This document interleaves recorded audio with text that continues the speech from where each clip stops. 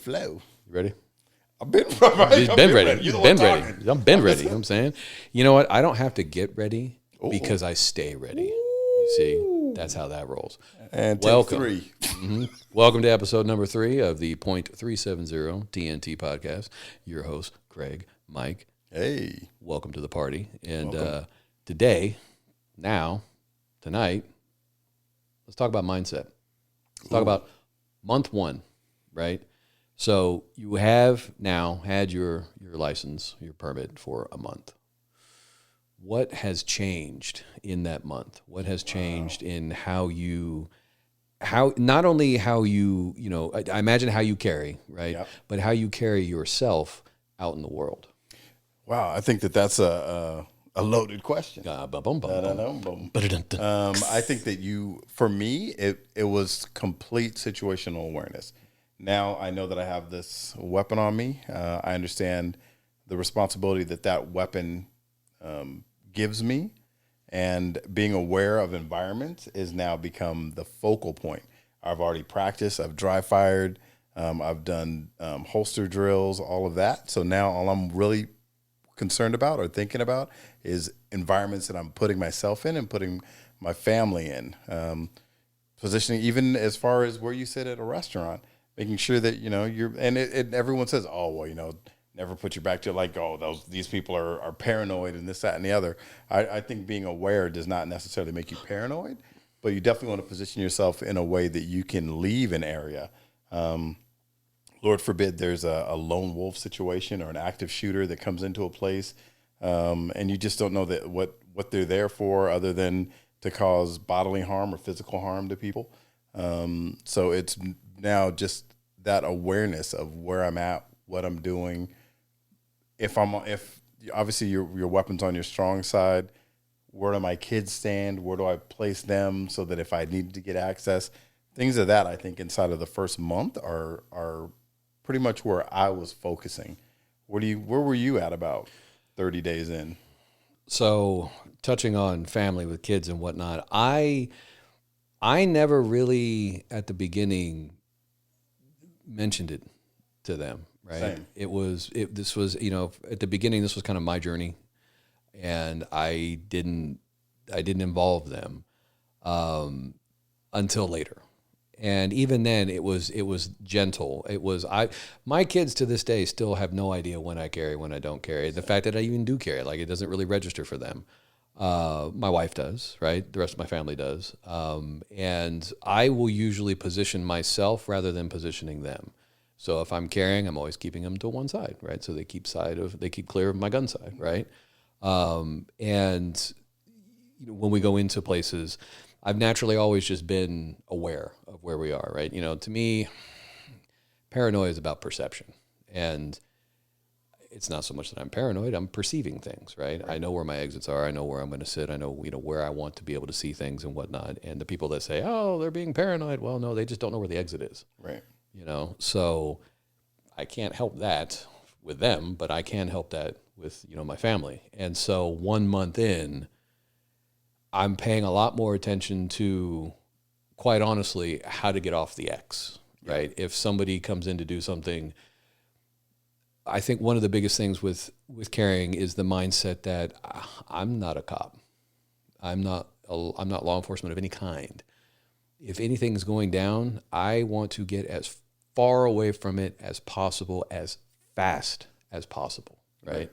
I'm not there to engage. I'm not there to pick a fight. I'm not John Wick. I'm not, John McClane. I'm not any of those guys. Those guys are cool, though. Badass. Right. In the 80s, and that's how they got me, thinking I could just tuck a gun into my belt and not use a holster, right? Right. Don't do that. Don't do that. Get a holster. Even if it's a crappy one, still get a holster. Amen. But yeah, my goal is to, if I'm with my family, is to get my family out of there as fast as possible, right?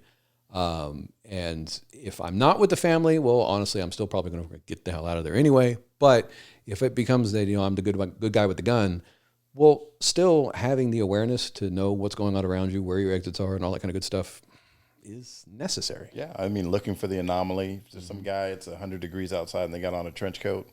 Yeah, I might Beverly Hills look at you Cop. a little bit more. Beverly Hills Cop is June, right? It's kind of hot for them to be wearing them big old trench coats in there, right? You know what I'm saying? Pay a little bit more attention. A little bit more attention, wow, yeah. That's not normal. That's out of the ordinary. That's an anomaly that we're looking for. Yeah. Or if you notice people that are like just hanging around a certain area and pacing back and forth looking for exit, you name it. But I think that that is true what you're saying as far as preparation. I believe it was preparation versus paranoia. Perception. Perception. Paranoia is basically just it's perception, right? But yeah. So I think that that's also something a lot of people, when you have conversations with them about situational awareness, is the first thing they think is, oh, you're just paranoid.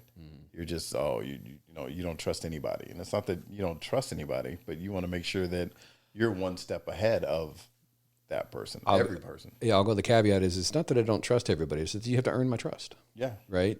I'm not going to sit there and be like, hey, I trust everybody. You're all good people, good humans. No, because I know that's not true. Right? And if you got to earn your way into the inner circle. So I would rather default to, I'm going to give everybody a little bit more attention, a little bit more side eye, right? If it means I'm turning my head a little bit more, okay, fine. But what I'm not going to do is go through the world like this. Correct. Or go through the world like this, just looking down, right? I learned from a very early age that bullies don't pick on people who are holding their head up.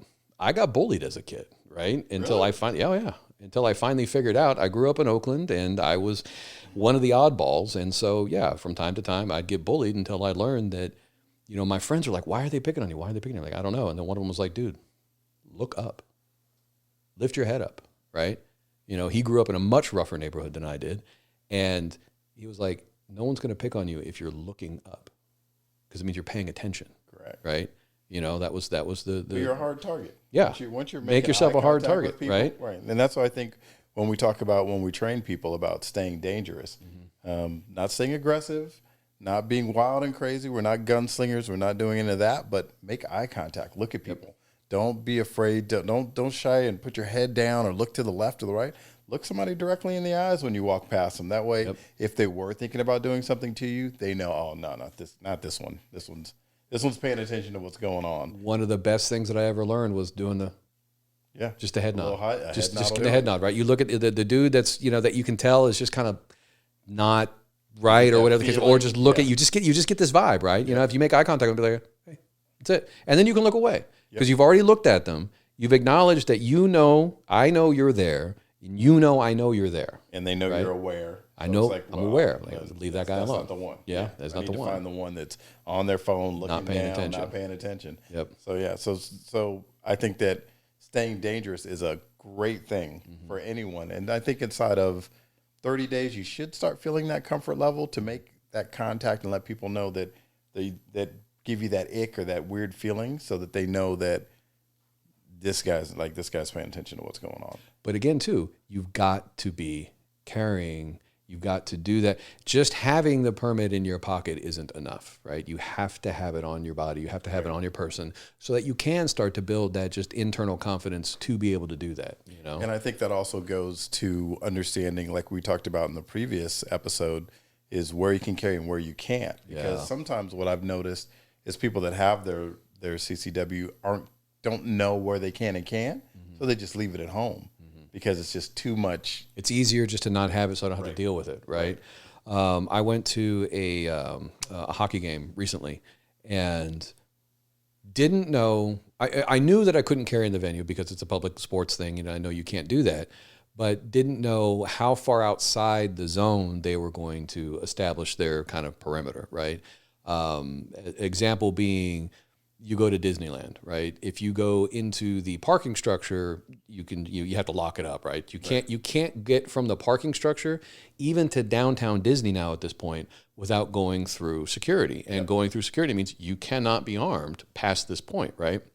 So it's that same kind of thing of, okay, I know I'm going to go to this place, but I don't know when and where I'm going to hit a checkpoint, right? And so I made the decision to just go ahead and not bring it because I was going too far into an area of unknown.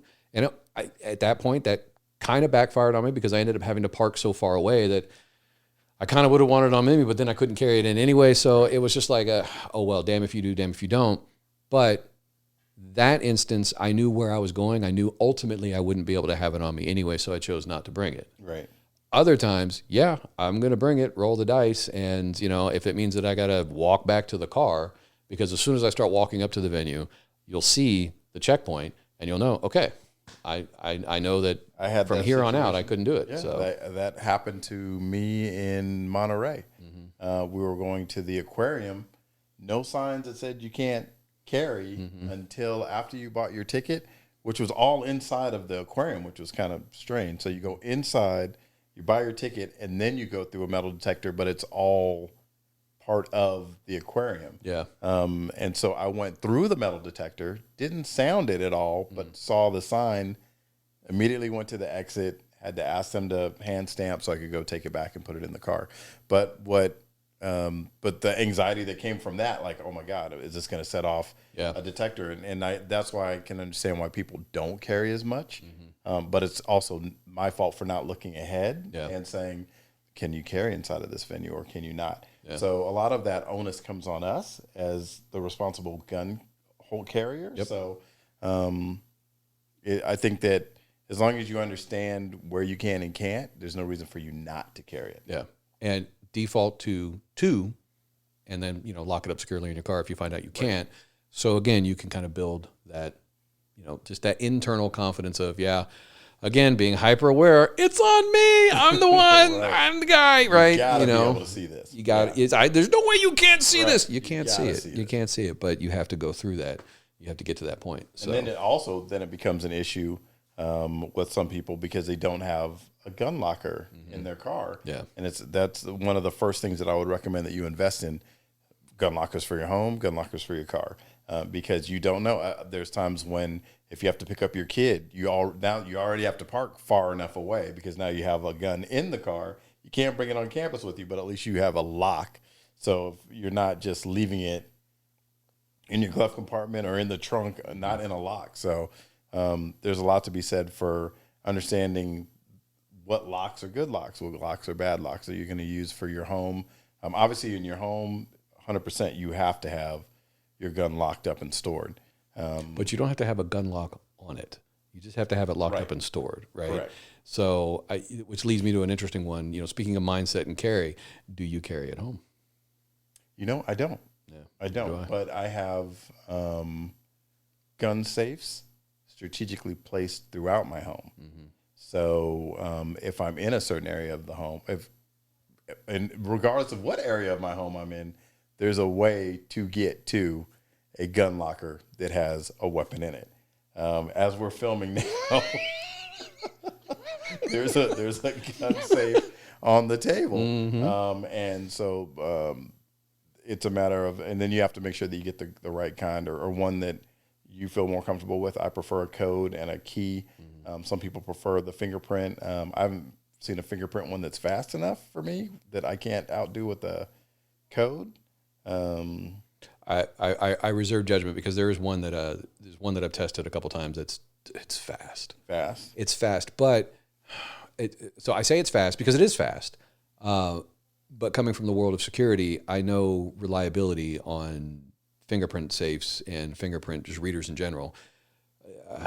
I don't love them for guns. I know why people use them. I totally get it. I just, having the knowledge that I have, I would prefer either code. I love mechanical. It doesn't require battery, right? So I really dig those. And key, well, you just got to have a key. Right, or RDF or... RFID, right? So access card, that kind of stuff. Love that too. And I mean, they've got ones that connect to the phone, and I can put on my tinfoil hat and be like, all right, I've got issues with using apps and this and that. But again, it's something's better than nothing, and having it, I think the stat somewhere is like 70% of most like crimes involving guns are happening like in your home, right? I know I screwed that stat all up, but we don't carry at home. But that's where most of the things happen. Strategically placed weapons in your home? Not throughout, no. So it's on me to usually have it on me. So I'm carrying more at home now than I ever did before. Most of the time because I'll leave the house, go do something, and come back. I'm just not gonna put it away. I'm gonna keep it on me. I want to get used to it, right? So I'm still in the process. I'm a year and change in, and I'm still in the process of just getting used to it, right? And trying to force myself to, okay, now that I've had it on me, all right, put everyone away, let me clear the thing and dry fire and do my, practice the draw. Because if you don't do it, Yeah. we talked about this all the way back in episode 1. If you're not practicing, it is a muscle. And if you don't flex the muscle, you're going to lose it. You know, it's a skill set that's so soft. It goes mindset and muscle memory go together. So you got to do them both. So I agree. And I think that when you think of training, how would you train somebody then to mindset? It's a conscientious effort to watch for certain things. You talk about in your situational awareness training, baseline, right? Right. And recognizing what normal for the environment that you're in, and then what's the thing that's out? What's the thing that's outside of that, right? And the only way to train for that is to actively do it. You have to decide to make the choice to understand, to look around, what's going on in your environment, and then what's outside of it. And I actually have made a point of getting my boys involved in situational awareness. When we go places, all right, does anybody make you feel icky or weird, or what is it about that person, or what is, so that they can start being aware of their environment and not just assume, like if you go into an expensive store and there's just some guys loitering out front, like a shoe store or something like that, are they waiting for you to come out? And are they waiting to see what you have in the bag, or are they looking inside? Does it look like they're looking at a friend inside, or are they just looking inside? Right. Yeah. So it's getting. I think you can turn it into a game for kids, and then I feel like it's actually helped my boys become more aware of their environment. So I think that with .370 we do a great job of training to situational awareness, as well as giving out different scenarios. Do you fire in this scenario? What do you do in this scenario? What do you do in that scenario? So if it's something that you're interested in doing or something that you want to learn, we definitely have that on our website as well. If situational awareness is something that you want to learn more about, .370.com. Come check us out. Links are below. Like, share, subscribe, do all the things. Thanks for coming. We're coming after you if you don't. 80 style. Ooh. That's it. All right. No holsters. Lethal weapon. Tucked in. Just exposed just through the belt so you can see the barrel. That's how we're doing it. There you go. We'll see you on the next one. Later. Right, thanks.